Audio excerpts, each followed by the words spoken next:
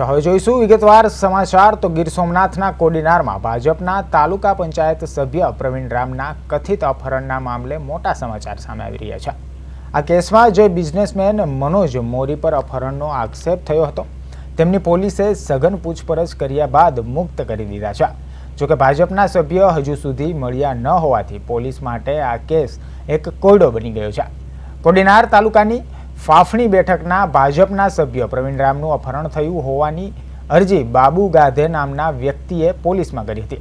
આ અરજીમાં બિઝનેસમેન મનોજ મોરી પર ગંભીર આક્ષેપો કરવામાં આવ્યા હતા, જેને પગલે કોડીનાર પોલીસે મનોજ મોરીની પૂછપરછ હાથ ધરી હતી। જોકે આ તપાસ દરમિયાન અપહરણ અંગેના કોઈ નક્કર પુરાવા કે તથ્ય ન મળી આવતા અંતે પોલીસે મનોજ મોરીને મુક્ત કર્યા છે। પોલીસ સ્ટેશનમાંથી બહાર આવ્યા બાદ મનોજ મોરીએ મીડિયા સમક્ષ નિવેદન આપતા જણાવ્યું હતું કે મારા પર લાગેલા તમામ આક્ષેપો પાયા વિહોણા છે। મેં કોઈનું અપહરણ કર્યું નથી અને મને આ બાબતે કોઈ ખ્યાલ પણ નથી।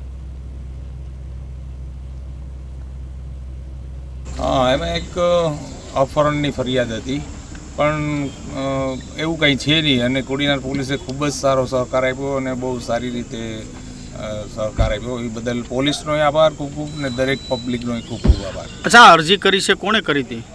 અરજી કરનારને હું તો ઓળખતો નથી, પણ મૂળ ગામ છે ફાફણી ગામ છે, પણ હું તો ઓળખતો નથી, એટલે ભાઈ કોણ છે મને ખ્યાલ નથી।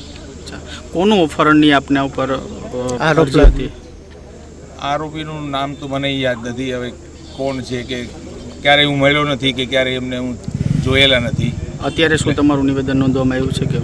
અત્યારે જે કંઈ જે મારી સાચી રજૂઆત હતી એમને મેં જણાવેલી છે કે આ પ્રકરણમાં હું ક્યાંય છે નહીં, એટલે એમને જે ક્રોસ ચેક કરવાનું હતું બધું ચેક કરીને અત્યારે મારું જે નિવેદન લીધું છે એના ઉપરથી કંઈ આગળ જરૂર પડશે તો હું પણ પોલીસને પૂરો સહકાર આપીશ।